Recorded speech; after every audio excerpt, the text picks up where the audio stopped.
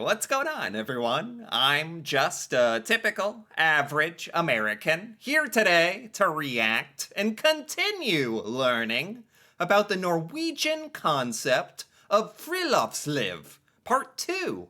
If you haven't seen Part 1, feel free to go check that out, or stay here in Part 2. That's perfectly fine as well. But in Part 1, I started learning about what Friluftsliv really means. And from what I can tell, it sounds amazing.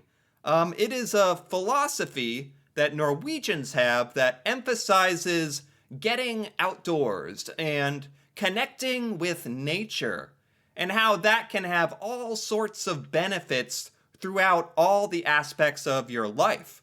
And this has been such an interesting idea to learn about, and I'm starting to understand why Norwegians think that Friluftsliv is so important and how beneficial it can be.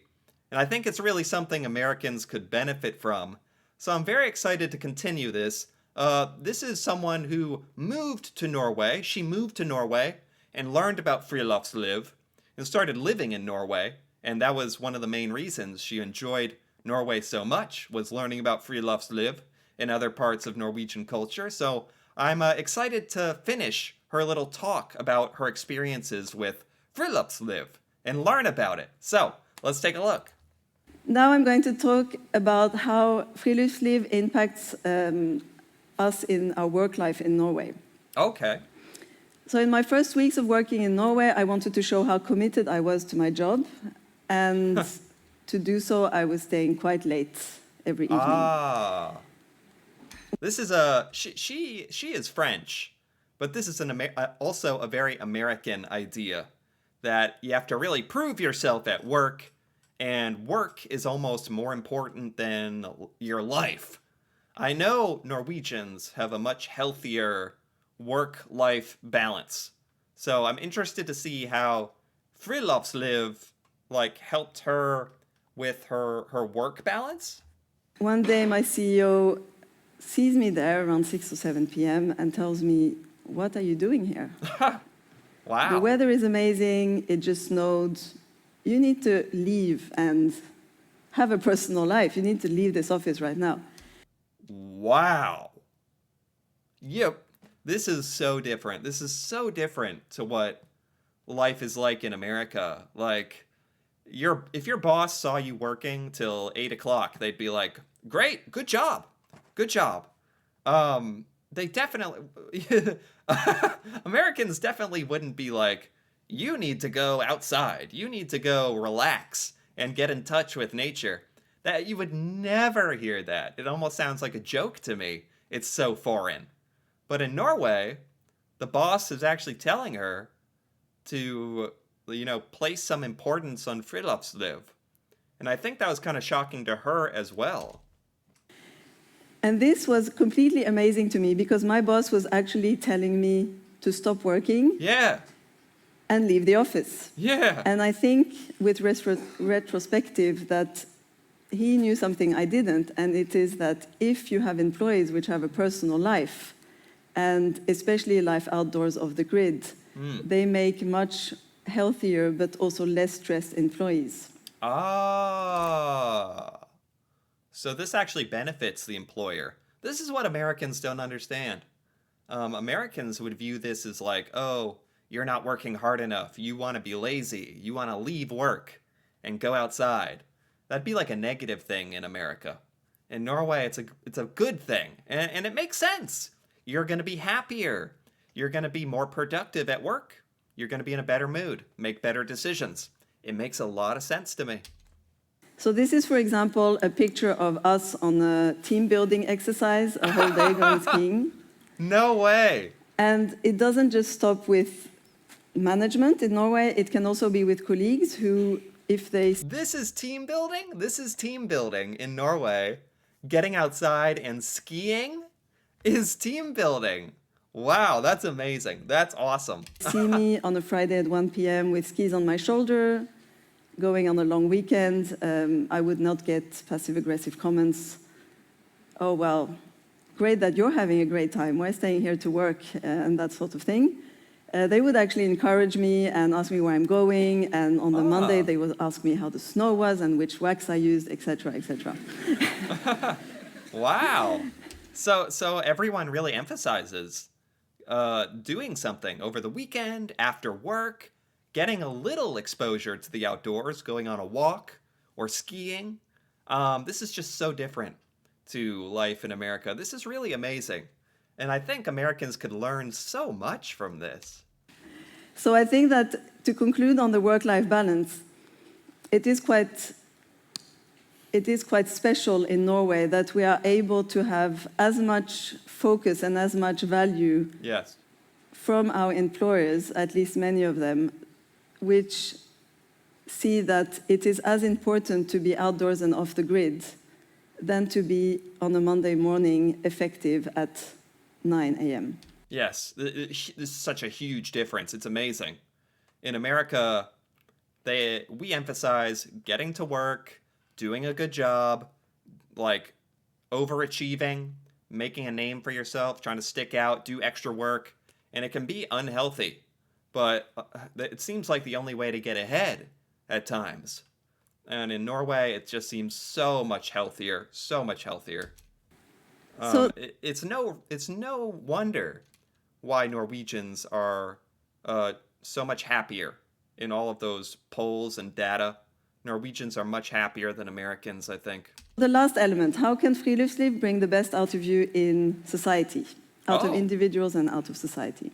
Right, so she's talked about how Friluftsliv can help you with dating, getting outside, and becoming more attractive and bonding with people outside. Friluftsliv can help you with work, to have a healthier work-life balance. And so this is finally her talking about how Friluftsliv can just help you in all aspects of life, basically. It's amazing. It does everything. Friluftsliv bring the best out of you in society, out of Society. individuals and out of society. It brings the best out of people in society. Friluftsliv makes you a better person, a better member of society, I guess? Huh. The Norwegian society is a very strong catalyst for Friluftsliv, and people are invited to donate either with time or money. Oh, Norway is covered with cabins, or hytte, as locally called. right. This is just one of them. There are many more, Wow. privately owned or owned by something called the Norwegian Trekking Association, or in Norwegian called DNT. Okay. And the DNT has over 500 cabins all over Norway. Oh, And this okay. system and this network is reliable on two things to function. That is trust and volunteer work. So What? only What is this? This is cabins owned by the Norwegian government that need volunteers. Okay. in 2015, there were 600,000 hours of volunteer work put into maintaining this system by painting cabins, Oh, wow. painting forest trails, and doing anything needed for people actually to enjoy the outdoors. So, are these cabins like open to the public? Norwegians have enough trust that they can actually like have government funded cabins and volunteer to maintain the cabins and the trails and make it just an experience that anyone can take part in. That is so amazing. Norwegian society is like next level, I tell you. It's just next level. You really don't see this kind of stuff in America ever. It's kind of sad. And the other element is that when you sleep there, you're expected in many of these cases to report yourself how many nights you've stayed there and how much food you've taken from the cupboards, because nobody is there to count that. And you're supposed to give your personal number so that they can send you the bill.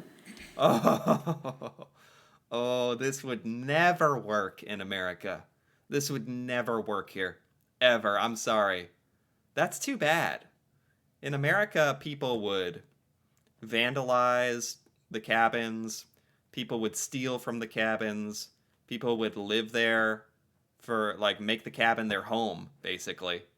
No one would report how much they took from the cabin or how much they stayed. this would not work. This system is built on trust, and it's really amazing testament to the Norwegian culture that this works. Wow. So this is already quite a challenge for us foreigners to understand, because that would never happen, I mean, in other countries. But the even more No. surprising element is that Norwegians have, after paying and all this, they also clean the cabin from top to bottom to leave it pristine for the next person coming. What? And in the beginning, I was thinking, we've just paid to stay there. This is like a hotel. Why would we have to clean this place? Wow. But then if you think of all the hours people put into this as volunteers, if you think of all the trust it's based on, if you think that it's actually quite cheap to stay in these cabins and that it gives you access to an amazing outdoor experience, Wow. cleaning these cabins from top to bottom is actually just giving back to the community. Amazing. Absolutely amazing. Friluftsliv is amazing. So going to a cabin is a way of like doing Friluftsliv, enjoying the cabin, being in the outdoors. That's amazing. I didn't know about this Norwegian cabin system with volunteers, and you can stay at the cabin for cheap, and you're supposed to report how much you use it, so you can get billed. You report it, and you're supposed to clean it afterwards. This is so amazing. Norwegian society is amazing. Truly, truly unique. This would never work in America. And this makes me a bit jealous, I gotta be honest. Wow. People are just more respectful and honest in Norway. That's the only explanation. So in this kind of society where trust and volunteer work are the basics of society Yeah. in Norway, and where Wow. individuals who are actually healthier and less stressed because they're spending all this time outdoors, Right. it makes societies which are very good models and which are very good to thrive in. Right. So to conclude, I'm going to show you another cabin. Oh, actually, this is a fisherman's house, I've been told. Whoa. So to conclude, what can you do to kind of bring Friluftsliv into your life, or at least feel the benefits of it? Okay. You might think that where I live, there aren't this kind of fjords or nature accessible as easy as in Norway. No. You might think that your boss would never be happy and give you a high five for leaving at 1 p.m. on a Friday to go skiing.